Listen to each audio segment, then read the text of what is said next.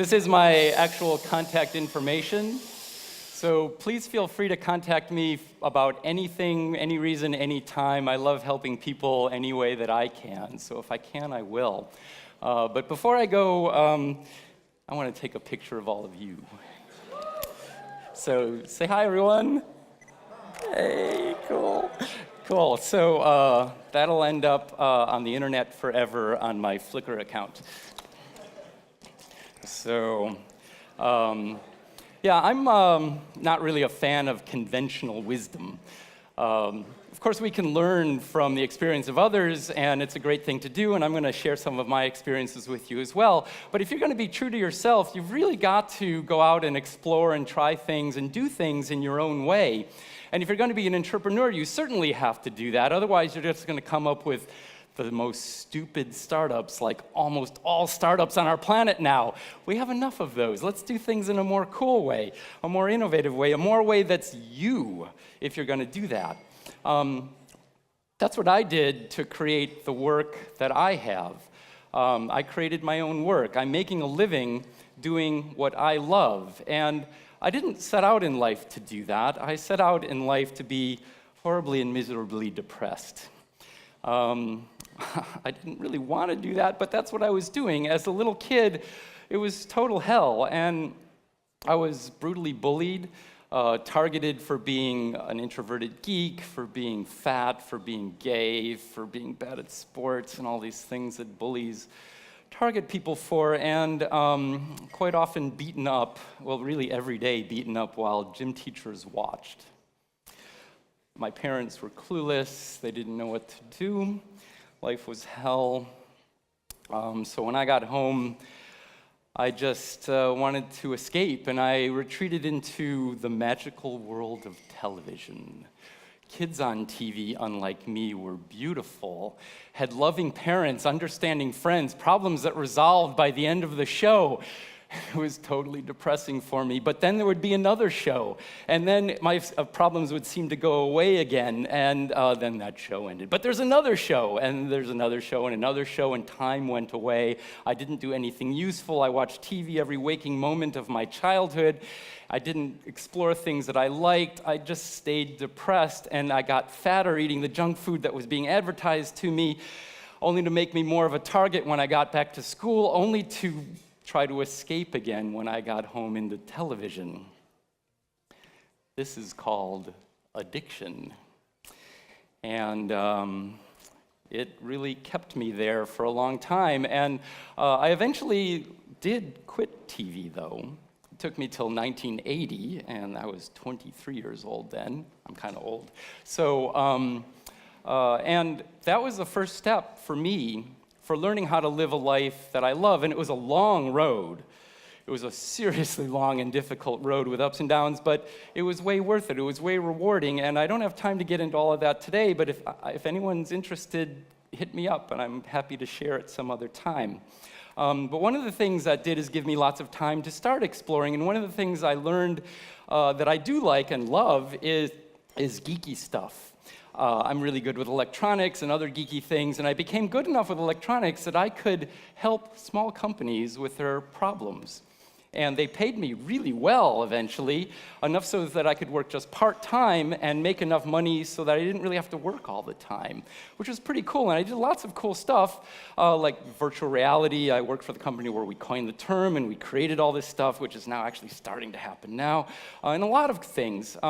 But it wasn't anything of my choosing, and it wasn't anything that made me jump out of bed in the morning excited to face the problems that we were dealing with. So after about 15 years of that, I created an experiment for myself. I wanted more than just a pretty cool life doing these kind of things. I wanted a life that was awesome, a life that I really loved, a life that made me jump out of bed every morning thinking, yes, I want to face all the problems that are facing me today.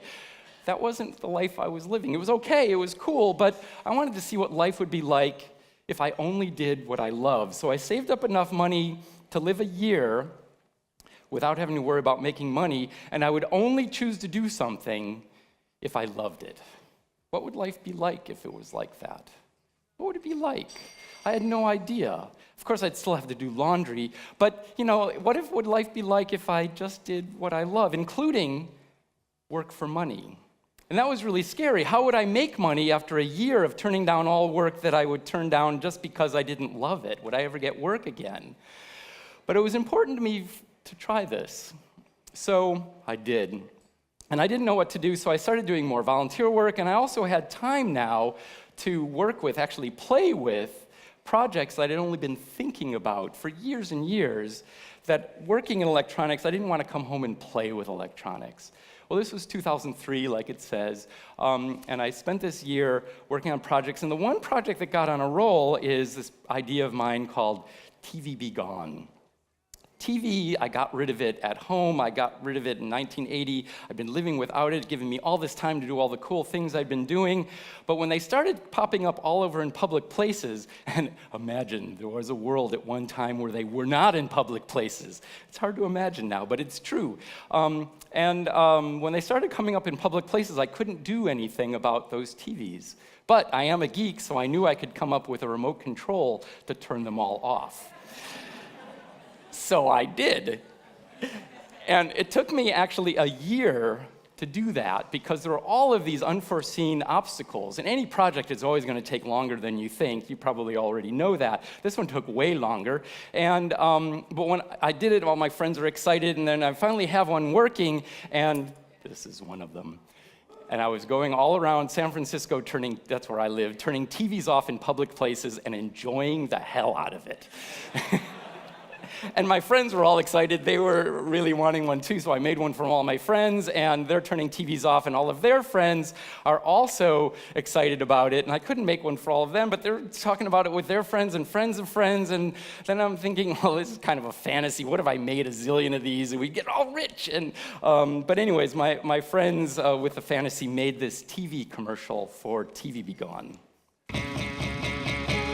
TV Be Gone.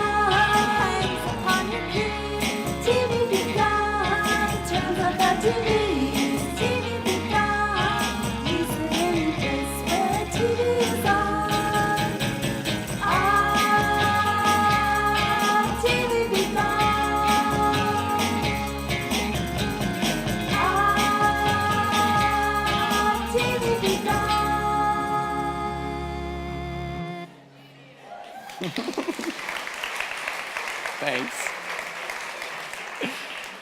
So, of course, we would never play that on TV, but this fantasy was really cool. But I started thinking, maybe this isn't just a fantasy. There's a lot of people that actually want to turn TVs off, and if I actually made these, maybe I could sell them.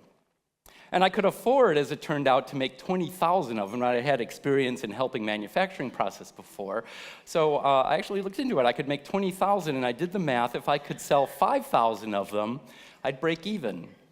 And if it took 5 years or whatever, there'd be 5,000 people all around the world turning TVs off, and I thought that would be pretty cool. And if I sold more, that would be profit. But as it turns out, I was actually wrong. I didn't sell 5,000 in 5 years.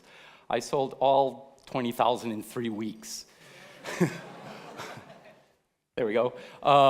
Yeah, it was kind of crazy. The first day of sales were so popular that my website crashed from too much web traffic.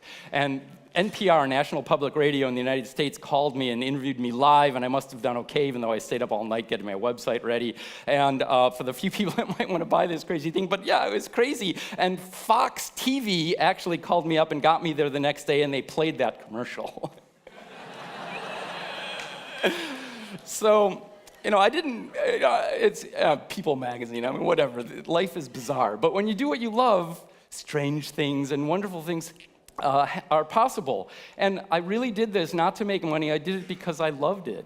I was fascinated with it. And because of that, something wonderful did happen. And I had to quickly hire friends of mine in order to form a company to sell this thing. It was kind of all unexpected. But for the last 13 years, me and 12 of my friends have made a living from this quirky, bizarre project that we all love. And we make a living from this. And it's not for everybody. We haven't grown huge, but it's a small, sustainable business. And that leads me to my definition of success. It's the only wall of text I have in this presentation because I think it's important. If you do what you love, explore, and then find something you love, and you see an opportunity, and somehow it works, if you're doing what you love and you get enough doing what you love to keep doing it, what more do you need? What more do you need? So I encourage you all to think about that. And like I was going to say at the beginning, I'm going to say a whole bunch of things that maybe you'll agree with, maybe you won't, but just consider. I like being provocative. But doing this got me invited to some unexpected things that I never really heard about before: maker fairs and hacker conferences. So maker fairs, these were brand new at the time. The first one was in 2005, and I got invited, and no one was making anything. And my first hacker conference was shortly thereafter. No one was making anything there either. So I started teaching one thing that I love, which is doing cool things with electronics and soldering. And it grew from really small to really big and became a huge part of my life, doing stuff at maker fairs. And for years I was doing this, 6 years actually, and I was awarded the first, and as it turns out, the last, Mitch Altman Maker Hero Award. Shortly, that was a great honor. If you want to see me crying, you can look on the video online. But shortly after that, there was an announcement that Make Magazine and Maker Faire sought after and received a $10 million grant from the US military. And every job I've ever had before that, without exception, the military has come in wanting what we did. And the people I worked for said yes, and then I just had to quit because I cannot use my energy to help destroy the lives of untold millions of people around the planet. So I never expected them to come to the Maker Faire, but they did, and I struggled with this for a long time, but I realized that I would feel like shit if I left helping Maker Faire, but I would feel even worse if I continued helping the military. So I did. But when you quit one thing, you have more time for many other things, and I started putting more focus on hacker conferences, and I went to my first one, and it was amazing. There's thousands of people all doing what they love and sharing enthusiastically and wanting to learn from you. And there's talks, and there's art and craft and music and dancing and all these things, and then it ends. And then I'm suddenly in the world where people don't love what they do. And then I had to wait for the next one. And again, it's wonderful and it's super high, and then it ends, and then I had to wait for the next one. And this is a fantastic kind of addiction to have.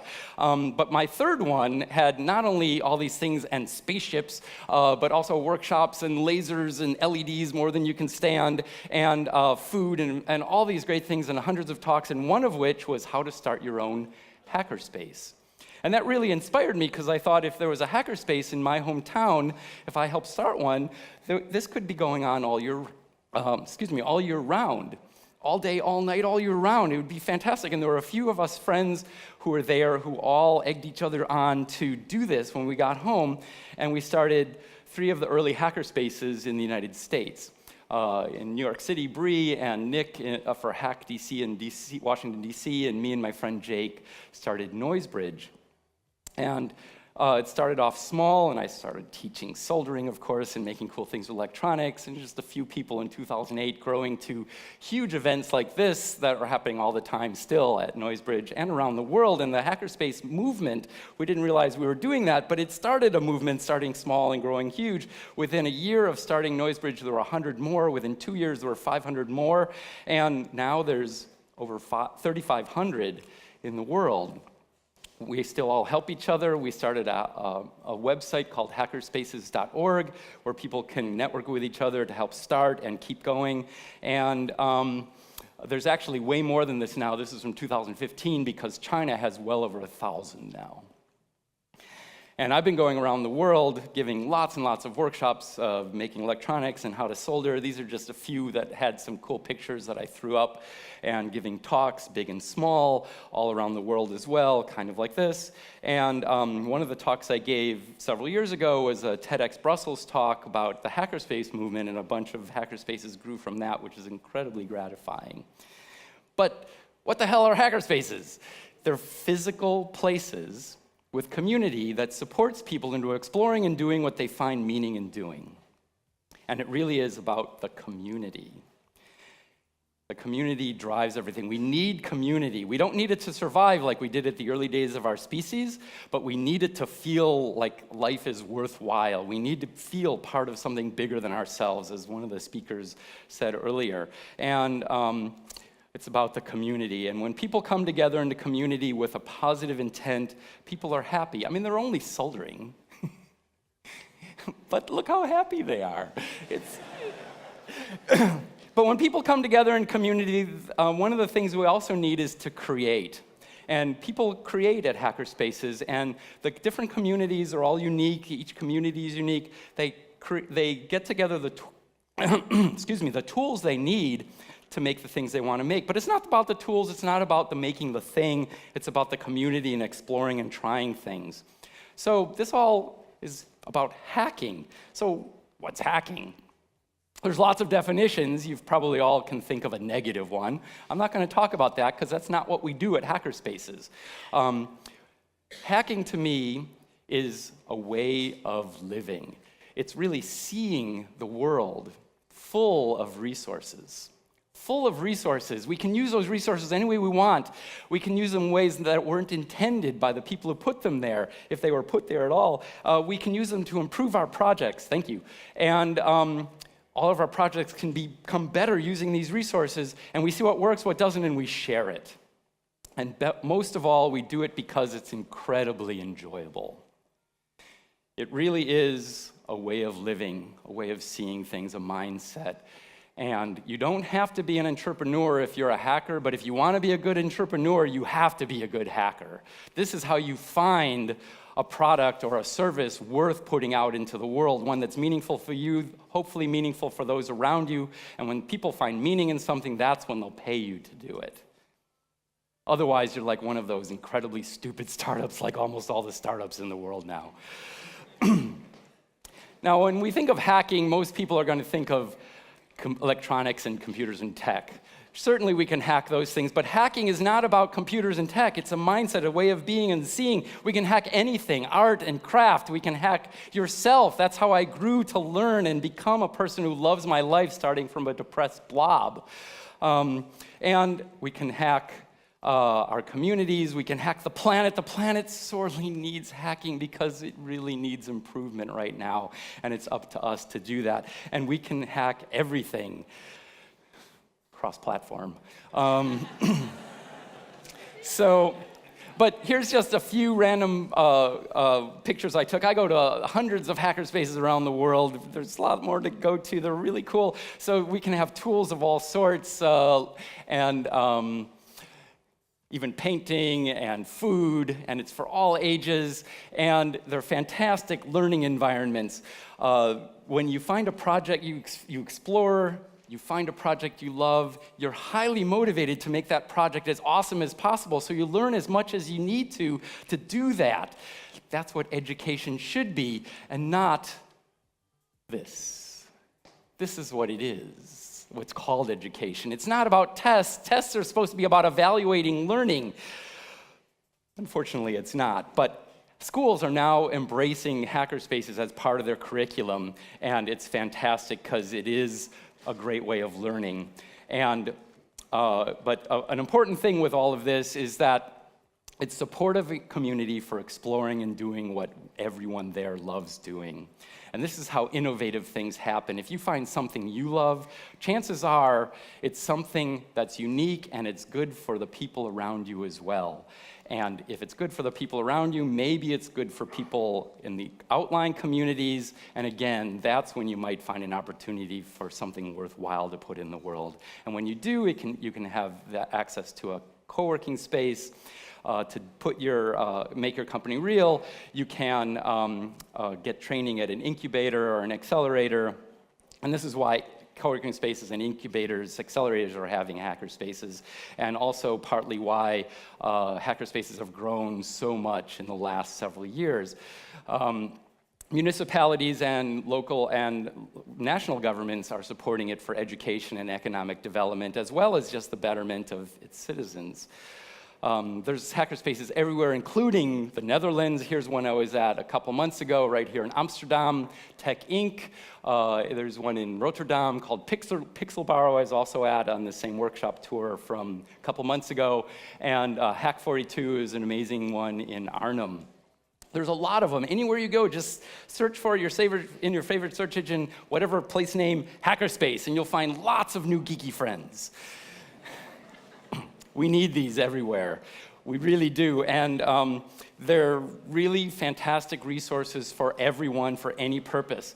There's all sorts of crazy projects that have come out of hackerspaces that have a huge impact on the world, such as 3D printers. You've all heard of 3D printers by now. That's the result of one person who was obsessed with this totally bizarre project called RepRap, which is all about having a robot that prints itself. That has not been accomplished yet. But he became obsessed with doing that, and he created the first inexpensive 3D printer, which grew into the company MakerBot, and it sold for something like $750 million a couple of years ago. And now there's thousands of people around the world making a living doing that. Drones, everyone knows those. Those came from some German hackers, and now there's tens of thousands of people making a living doing stuff related to that. Here's a crazy project, which has sort of been somewhat obliquely, it was talked about in another speaker as well. 6 people at Noisebridge, the hackerspace that I helped found, wanted to take a snapshot of the planet. They thought that would be cool. So 6 weeks later, with only $250, they got this photo by sending a weather balloon up to the upper reaches of the atmosphere before it popped. And they put it online. It's all open source, like most things from hackerspaces. And because of that, lots of people do these kind of things. And at the Hacker Camp 2011 in Berlin, people proposed having a hackerspace space program and getting a person on the moon by the year 2023. Will that happen? Hell no. But what will be learned along the way could be totally incredible. And guess what? There's a hacker group in Denmark, in Copenhagen, that sent up these rockets. They've done several now, and they come back intact. And who knows, maybe it'll actually happen that they'll put a person in space and come back alive. So amazing things happen when we come together in community. We can do so much on our own, but we can do so much more in community. But I do want to talk about entrepreneurship again. Like, you don't need to be an entrepreneur if you're a hacker.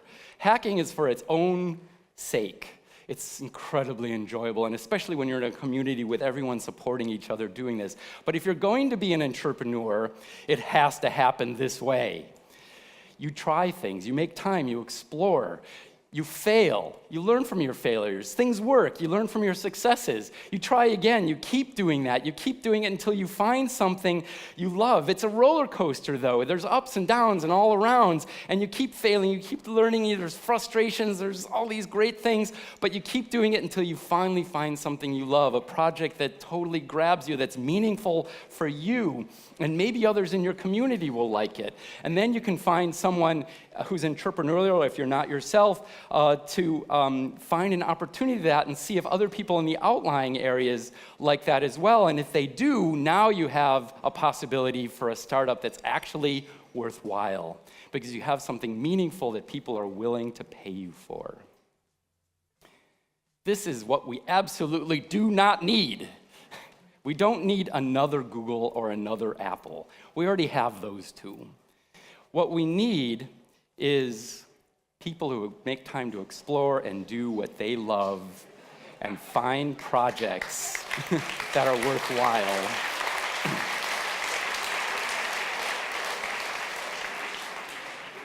And if you find one of those, maybe you can put it out in the world and maybe it has a possibility of success. No guarantees, but maybe. And it doesn't have to grow. If it's sustainable for you and your friends or people you hire, fucking A, great. So If we have 100 million of these, that is the basis for an incredibly powerful, vibrant economy, much better than an Apple or a Google. We need these kind of environments to do these kind of things. It's much, much more likely that it'll happen in all of these places, schools and universities and co-working space and incubators, but just for in our communities, so we can all have a chance to have lives that we feel are way worth living. We can do that just by exploring and encouraging each other, and we have more opportunities for more people to feel that your life is way worth living. It's up to us to do this, because we are the only people who can do this. If we wait for our leaders to do this, we're all going to be dead. But while we're alive, we have the opportunity to do so much cool stuff. So let's go to do cool stuff and make opportunities for ourselves and those around us, and maybe the world can become an even better place. So there's my contact info again. Thank you for your time.